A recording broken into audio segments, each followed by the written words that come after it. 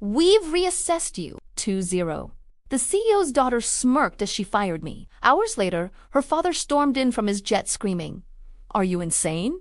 You fired who?" By evening, an investor's auditor convened an emergency meeting. He circled my name on the funding contract and asked the board, "Should we just take the keys or do you have the $45 million penalty?" They say betrayal feels like a knife in the back, but for me it was a plastic badge tossed into a trash bin. "We've reassessed you."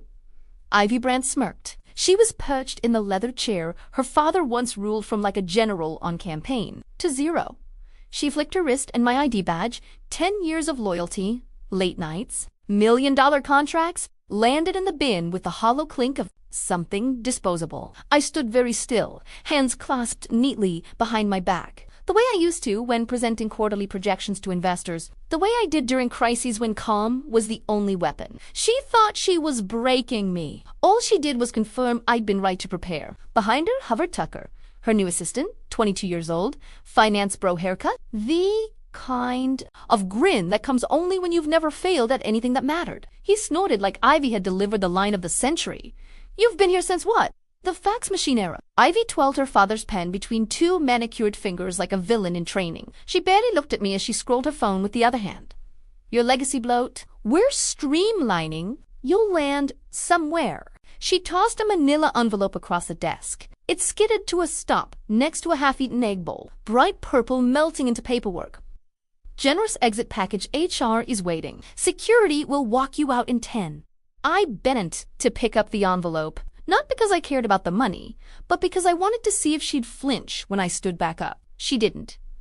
That's when I saw it. Framed behind her, slightly crooked, like the universe had a sense of humor. The original investor covenant. 12 years ago, I had helped draft that document in a conference room that smelled like burnt coffee and panic. My name was still there, etched in legal permanence, key operational stakeholder, Laura Keller. I let myself smile. "Just a flicker?" "You don't seem upset," Ivy said, narrowing her eyes. She expected tears, begging, bargaining. Instead, I gave her silence. Silence unnerves people like Ivy more than shouting ever could. She pressed her father's executive stamp onto a form without aligning it properly. His name came out crooked, smeared, unauthorized termination, scrawled like graffiti across the page. She didn't even notice.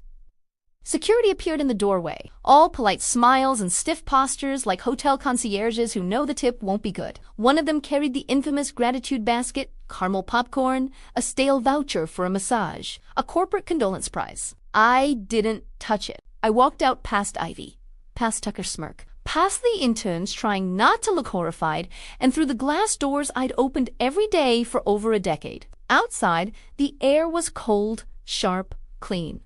It tasted like freedom, but freedom without a plan is just chaos. Luckily, I'd been planning for years. At home, I kicked off my shoes, poured a glass of wine, and slid into my workstation. Not the company laptop. I left that sitting on the desk untouched. This was my real gear. The encrypted archive that had hummed quietly under my desk since 2014, built up to the first time I caught an executive doctoring compliance locks. Password accepted. Biometric scan confirmed. The interface glowed awake. I navigated straight to my legal folder.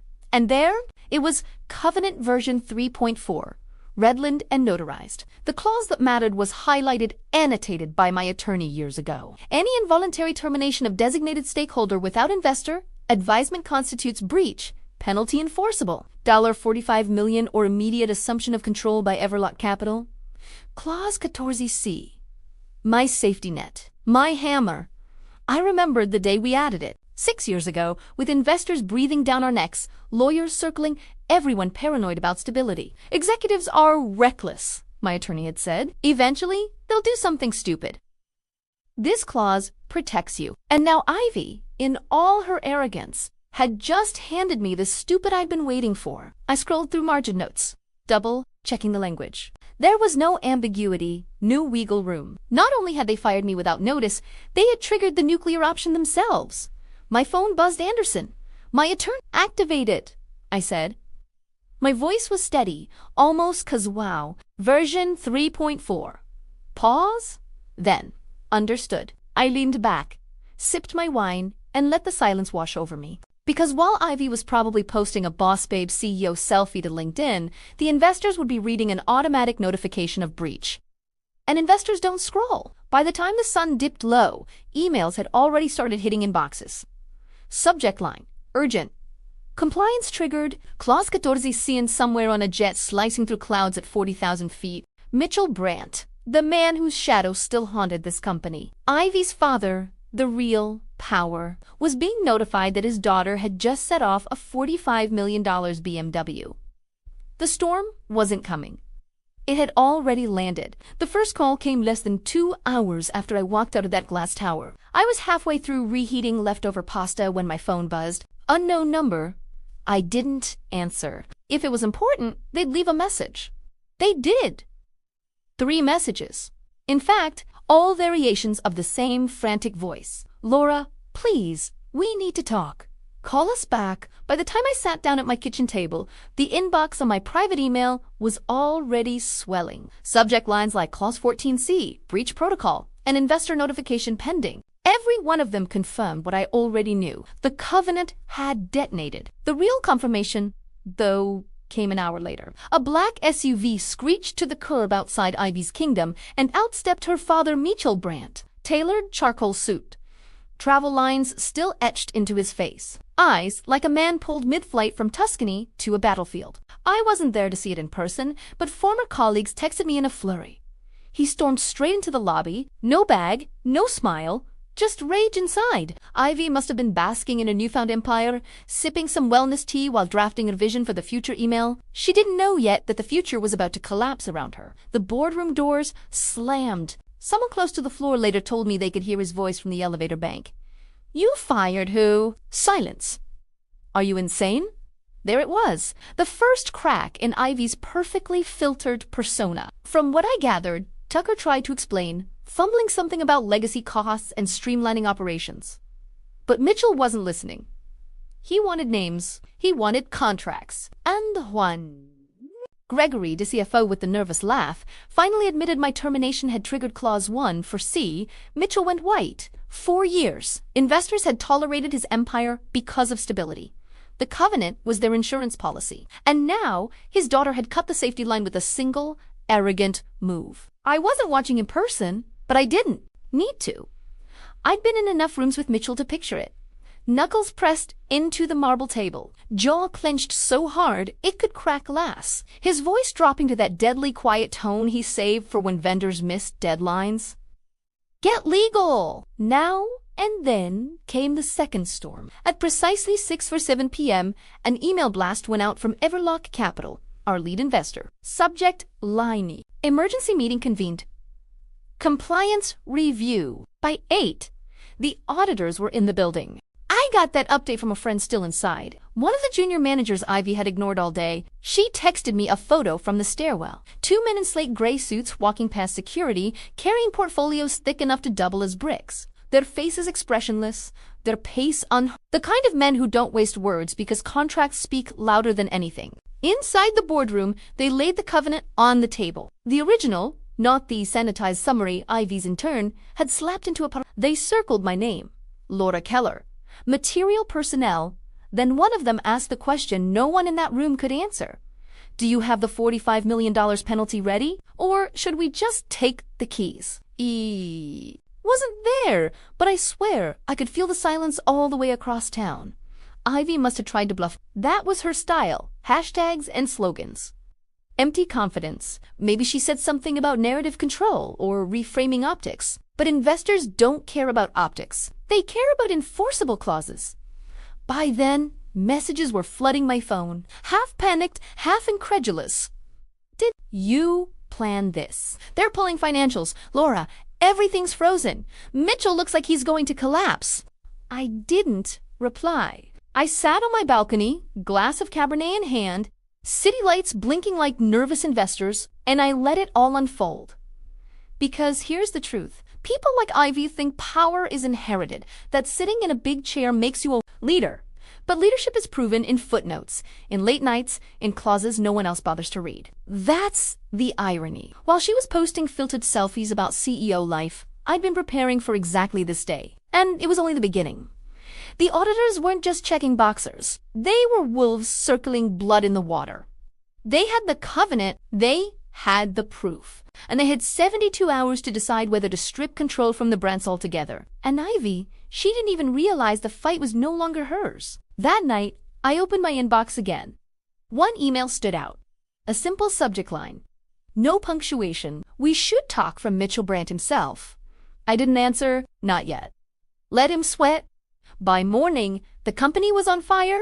Not literally, but in every way that matters to investors. Slack threads titled, Urgent Compliance, were exploding with unanswered questions. The audit portal had already rejected 3 filings. Payroll approvals froze. And junior managers, the same ones Ivy had been preaching streamlining to just a day earlier, were whispering in hallways like frightened children. Achie, Aberning, school. I didn't have to be there to know it. My phone lit up with frantic texts all morning. Laura, where do you keep the supplier compliance log? Did you file EU cross-border last quarter? No one can find it. Please tell me you backed up the investor portal credentials. I didn't respond because the truth was they weren't looking for logs. They were looking for me. And the contract made it very clear. Without me, the whole operation was out of compliance. Around Novia M. Everlock's lead auditor arrived, Brandon Fields.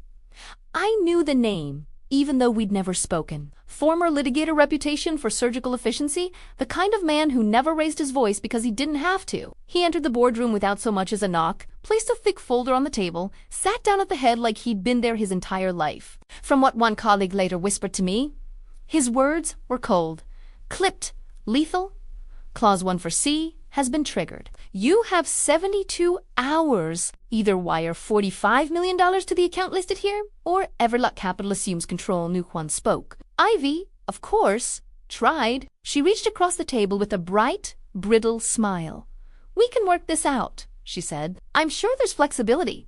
Brandon didn't even look at her hand. He tapped the page where my name sat, circled in red ink. Your flexibility expired the moment you fired her. The silence after that must have been unbearable.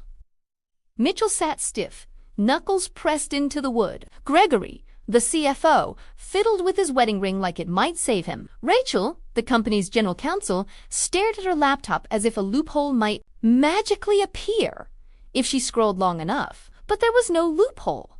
I knew that because I helped write it. The irony was delicious. For years, Mitchell had dismissed my obsession with contracts as paranoia. Laura, don't bog us down in details. Investors care about vision, but vision doesn't save you when your daughter signs a crooked stamp on an unauthorized termination. By lunchtime, the panic had spread beyond the boardroom. Departments froze. Vendors called, confused why payments hadn't cleared. HR drafted 3 different memos, all of them scrapped before they could be sent. Meanwhile, I was sitting at a diner on the edge of town, sipping black coffee and watching it all unfold through the quiet back channel of my old admin account, the one nobody ever thought to revoke. The messages were frantic. The managers were drowning.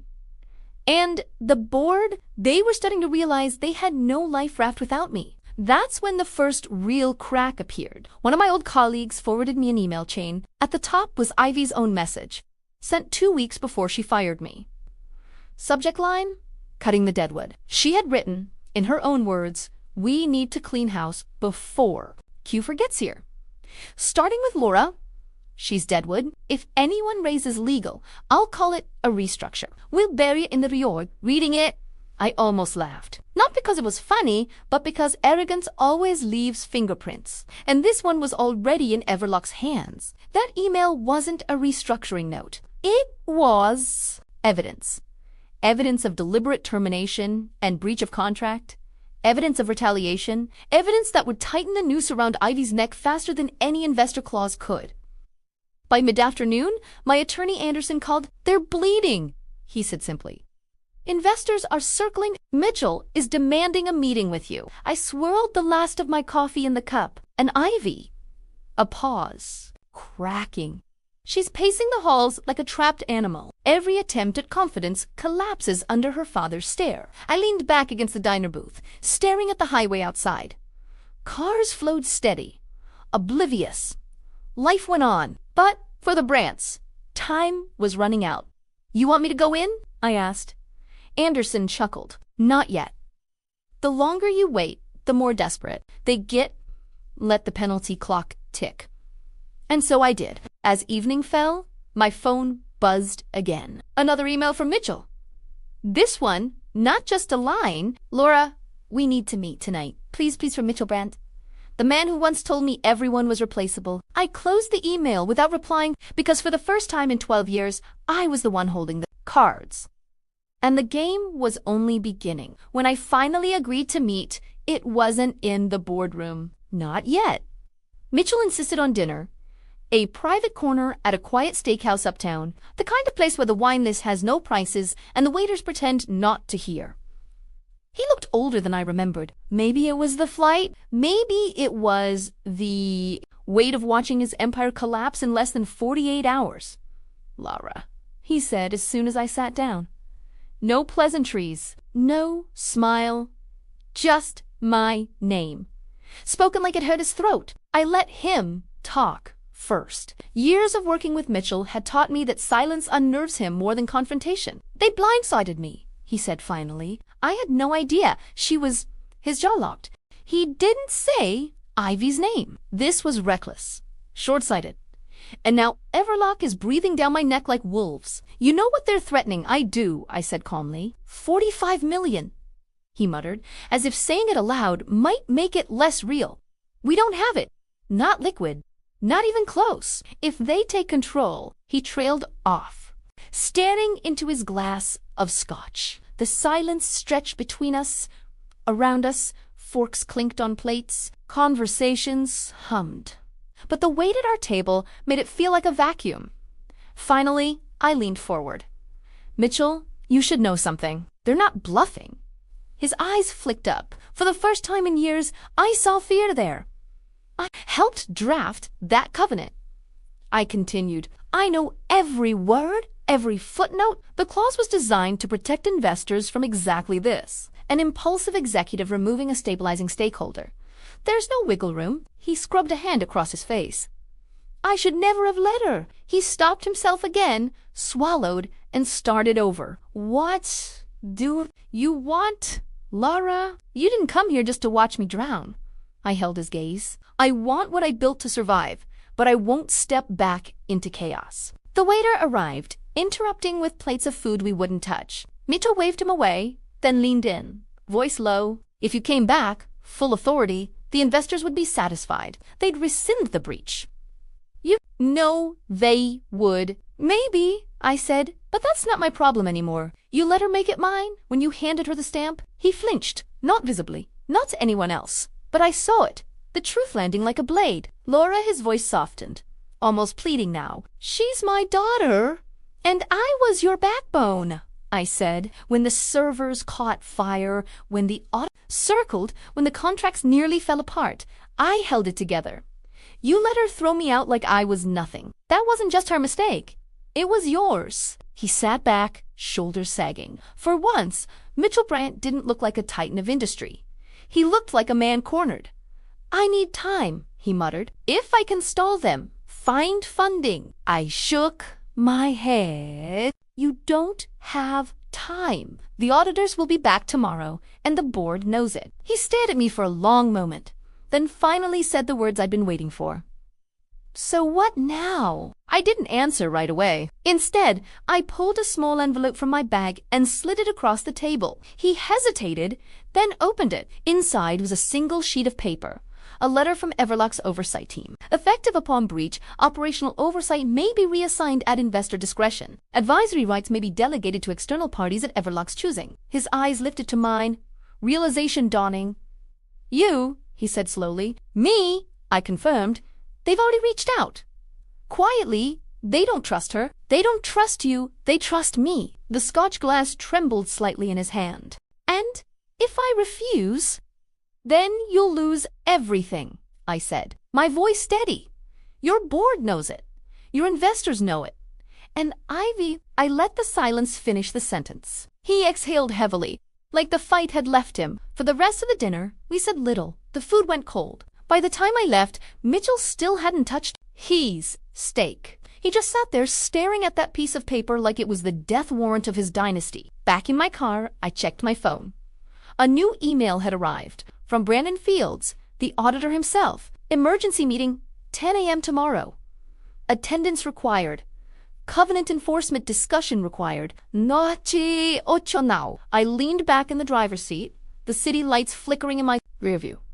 Tomorrow wasn't going to be dinner in a quiet corner.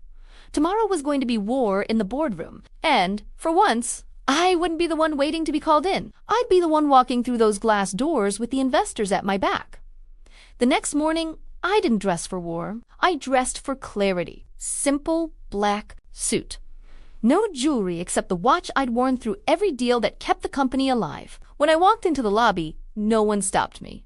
Not security, not reception. They all looked down, pretending not to notice. Word had spread. Everyone knew Clause 1 for C had been triggered, and everyone knew whose name was on it. The boardroom was packed. Executives, lawyers, auditors. Faces pale, papers scattered, coffee gone cold. At the head of the table sat Brandon Fields, Everlock's lead auditor. Same slate, gray suit, same unreadable face. Mitchell was already there, shoulders stiff, eyes hollow. Ivy sat 2 seats down, a perfect mask of defiance cracking at the edges. Her phone was face down in front of her, as if even she knew no hashtag could fix this. Brandon began without ceremony. We are here under Clause 1 4C of the Funding Covenant. Termination of designated material personnel without advisement constitutes breach. The penalty is $45 million or immediate assumption of control by Everlock Capital. He tapped the covenant on the table. My name circled in red. No one spoke. Gregory, the CFO, looked like he hadn't slept in days. Rachel, legal counsel, flipped through her binder, searching for air in a drowning pool. Mitchell kept his eyes fixed on the table. Finally, Ivy broke the silence. This is an overreaction, she said, her voice pitched high. Brittle. We can negotiate. Frame this differently. The optics, Brandon didn't even turn his head. This isn't optics. It's contract law. Her words withered in the air. Mitchell finally looked up. His voice was gravel. We can't pay the penalty. The admission hung there like a death sentence. Gregory's pen stopped moving. Rachel closed her binder. Every board member knew what came next. Brandon adjusted his cufflinks and continued. Per covenant language, Everlock will assume oversight effective immediately. He slid a black folder across the table. Transition documents are ready for signature. The room went still. Ivy surged to her feet. You can't just take my company. Brandon raised one eyebrow. Your company? He pushed the folder toward Mitchell. Sin. Mitchell's hand hovered over the pen. He looked at Jimmy and, for a moment, I saw the man I used to work for. The one who built an empire with grit and instinct. The man who once told me trust was everything. But trust is fragile, and he had broken mine. He signed, slowly, deliberately, his name scratched onto paper like a resignation from his own legacy. Brandon closed the folder with surgical precision. Then he turned to me. Per Everlock's directive, advisory rights are being delegated externally. Miss Keller, that means you... Every head in the room snapped toward me. Ivy's face drained of color. You're putting her in charge? Brandon's voice was calm. Final. Everlock trusts stability, and Miss Keller is stability. The words landed like a gaval. I didn't gloat. I didn't need to. I simply placed my hands on the table, palms steady. The first step, I said evenly, is compliance. The second is rebuilding trust. And that starts today. The board nodded, some reluctantly, some with visible relief. They wanted survival. I was offering it. Ivy, though, wasn't finished. She stood, trembling, mascara smudged, fists clenched. This isn't over, she hissed. I'll fix this. I'll prove dash. Mitchell cut her off, his voice sharper than I'd heard it in years. Sit down, Ivy. She froze. Her own father, the silence that followed was heavier than any argument. Slowly, she sank back into her chair. And just like that, her reign was over. The meeting adjourned within the hour. Brandon left without shaking hands. His job done, Gregory muttered about numbers. Rachel avoided eye contact. Mitchell lingered by the window, staring out at a skyline that no longer belonged to him. I gathered my things calmly. No basket, no ceremony, just quiet recognition from the people who had once dismissed me. In the hallway, I passed Ivy. She didn't look at me. Her phone buzzed in her hand, but she didn't answer. For the first time, she seemed small. Not powerful, not untouchable, just a young woman who thought inheritance was the same as leadership and learned too late that it wasn't. Outside, the air was crisp, clear. I walked down the steps, past the glass doors, and into the sunlight. My phone buzzed again. An email from Everlock confirming my new advisory role. A title, not in-house, but powerful enough to decide the direction of the company I had once bled for. I smiled. Not out of revenge, but out of something steadier. Vindication. Because here's the truth. Power isn't inherited. It's earned in the quiet moments. The footnotes, the late nights when no one's watching. And when arrogance burns down the house, it's the foundation that survives.